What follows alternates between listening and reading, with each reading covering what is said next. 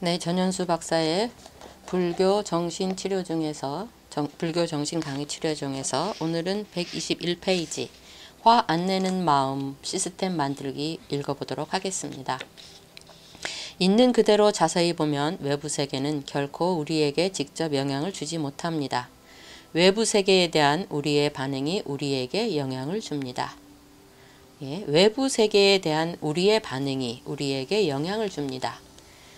사람들은 보통 외부에서 일어나는 일이 우리에게 바로 영향을 준다고 생각합니다. 그래서 그것이 없어지지 않으면 괴로움에서 벗어날 수 없다고 봅니다. 하지만 그렇지 않습니다. 외부 세계가 그대로 있더라도 그에 대한 우리의 반응이 바뀌면 우리가 받는 영향도 달라질 수 있습니다. 물론 외부 세계가 있기 때문에 우리 머릿속에 외부 세계와 관련된 생각이 들기는 합니다. 그렇지만 실제로 우리를 움직이는 것은 우리 머릿속에 든 생각입니다.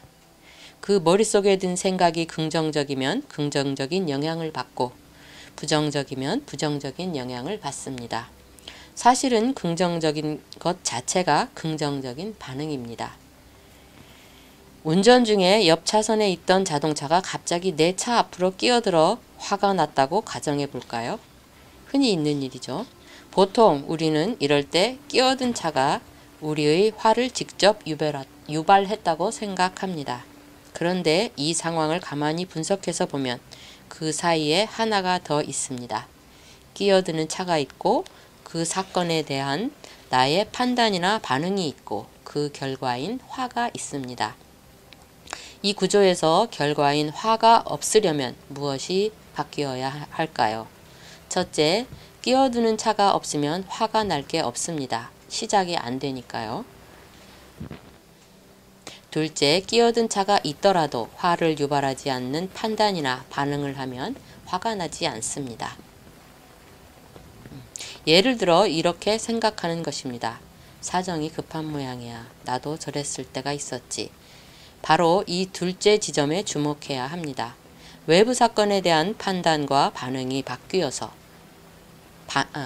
외부 사건에 대한 판단과 반응을 바꾸어서 화가 나지 않게 되면 밖에 무엇이 있든 간에 화를 내지 않는 사람이 될 수 있습니다.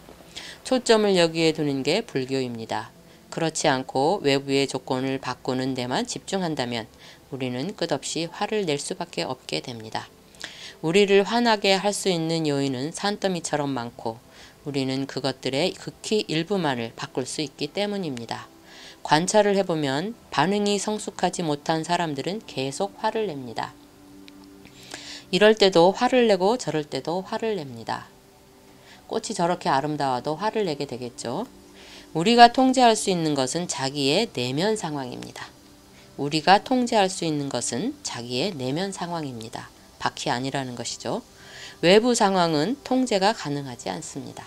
따라서 어떤 현상이 일어나면 즉시 그 현상을 정확하게 파악하고 어떻게 하는 것이 최선인가를 볼 수 있도록 연습해야 합니다.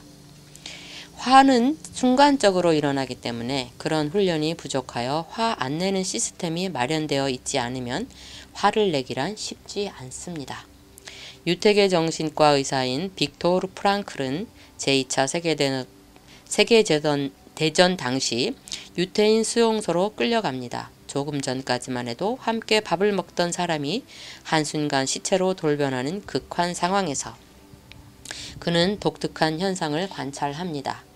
생존을 위해 자기를 챙기기에도 바쁜 그곳에서도 음식을 나누고 타인을 위로하는 등 의미 있는 행동을 하는 사람이 있었던 것입니다. 빅토르 프랑클 역시 그런 부류였는지 한 줌의 자유도 허락되지 않던 그곳에서 의미 있는 삶을 일구어 나갔고 결국 살아남았습니다. 외부 상황이 자기의 모든 걸 빼앗아 간다 해도 스스로 판단하고 태도를 취하는 내면의 자유는 건드릴 수 없다는 걸 깨달은 그는 로고테라피를 창시하여 많은 이에게 도움을 줍니다. 빅토르 프랑클은 자신의 수용소 체험을 통해서 마음에 대해 알고는 다음과 같이 말했다고 합니다. 남이 나에게 무슨 짓을 할 수 있어도 내 마음은 나만이 어떻게 할 수 있다. 네, 다시 읽어볼까요? 남이 나에게 무슨 짓을 할 수 있어도 내 마음은 나만이 어떻게 할 수 있다. 네. 내 마음의 주인공은 바로 나라는 것을 자각할 수 있겠죠. 다음, 무엇이 생각을 일으키는가를 읽어보겠습니다. 앙구따라 니까야의 더러움경을 보면 부처님은 나쁘고 불건전한 생각을 파리떼에 비유했습니다. 파리가 더럽고 비린 것이 있는 장소에 몰려들듯이 나쁘고 불건전한 생각은 탐욕과 악의를 따라다닌다고 말씀합니다. 비구여, 탐욕이 더러움이고 악의가 비린내며 악하고 해로운 생각이 파리다. 비구여, 참으로 자신을 더럽게 하여 비린내를 풍기면 파리들이 그대에게 몰려들지 않을 것이고 공격하지 않을 것이라는 그런 경우는 없다. 눈과 귀 보호하지 않고 감각 기능들을 제어하지 않는 자에게 욕망을 의지하는 나쁜 생각이라는 파리떼가 몰려드나니 더러움을 만들어 비린내를 풍기는 비구는 열반으로부터 멀리 있고 오직 괴로움을 겪으리. 다시 한번 읽어보겠습니다. 비구여, 탐욕이 더러움이고 악의가 비린내며 악하고 해로운 생각이 파리다. 비구여, 참으로 자신을 더럽게 하여 비린내를 풍기면 파리들이 그대에게 몰려들지 않을 것이고 공격하지 않을 것이라는 그런 경우는 없다. 눈과 귀 보호하지 않고 눈과 귀를 보호하지 않고 감각 기능들을 제어하지 않는 자에게 욕망을 의지하는 나쁜 생각이라는 파리떼가 몰려드나니 더러움을 만들어 비린내를 풍기는 비구는 열반으로부터 멀리 있고 오직 괴로움을 겪으리 라고 말씀하셨다 합니다. 이렇게 탐욕과 악의 조금 더 확장시키면 탐욕, 성냄, 어리석음이 있을 때 생각이 든다고 보시면 됩니다. 우리 흔히 말하는 탐진치이죠. 왜 그럴까요? 예외는 있겠지만 우리는 대부분 모르기 때문에 생각을 합니다. 지혜가 있고 잘 아는 사람들은 절대로 결코로 생각을 하지 않습니다. 이미 알고 있으니 생각을 할 필요가 없는 것입니다. 모르고 욕심이 있고 화가 있기 때문에 어떻게 해보려고 자꾸 생각하는 것입니다. 그래서 우리 속에서 탐욕, 성냄, 어리석음이 없어지면 좋지 않은 생각이 사라지고 마음이 하나의 대상에 집중된 선정 상태에는 모든 생각이 끊어지게 됩니다. 비구와 비구들의 깨달은 삶을 닮은 장로계와 장로니계를 보면 테라가타를 말하는 거죠. 사리부를 비롯한 아라한들이 나는 생각이 끊어진 경지에 도달했다. 나는 성스러운 침묵 속에 있다. 이렇게 읊는 장면이 나옵니다. 나는 생각이 끊어진 경지에 도달했다. 나는 성스러운 침묵 속에 있다. 이렇게 읊는 장면이 나옵니다. 선정에 들었을 때 생각 자체가 완전히 없어져 아무것도 떠오르지 않되 생생하게 깨어있는 경지가 이렇게 표현된 것이라고 볼 수 있습니다.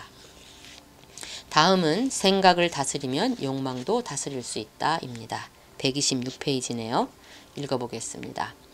생각을 알아차리는 것은 쉽지 않습니다. 왜냐하면 생각은 자동으로 이루어지고 굉장히 빨리 미세하게 일어나기 때문입니다. 관찰력이 좋지 않으면 생각이 일어나는 순간을 잡을 수가 없기 때문입니다. 그 순간을 잡지 못하니 처음 일어난 생각에 이어 연쇄적으로 일어나는 것들을 통제하기 어렵습니다. 생각하고 있다는 걸 자각하는 게 보통 명상입니다. 명상을 해보면 처음 깨닫는 것이 내가 이렇게 생각을 많이 하나입니다. 이전에도 생각을 그렇게 많이 하긴 했지만 자각하지 못하던 것을 명상을 하면서 알아차리기 시작한 것입니다. 자기한테 무엇이 일어나는지를 보기 시작하는 건 엄청나게 큰 수확입니다. 생각을 하는 도중에 내가 생각하고 있었구나 하고 알아차리든 생각이 미세하게 일어나려고 할 때 탁 알아차리든 이렇게 생각을 계속해서 알아차리면 발전이 이루어집니다.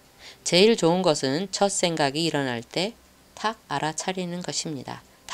단번에 알아차리는 것입니다. 그러면 생각이 나자마자 바로 사라져 없어집니다.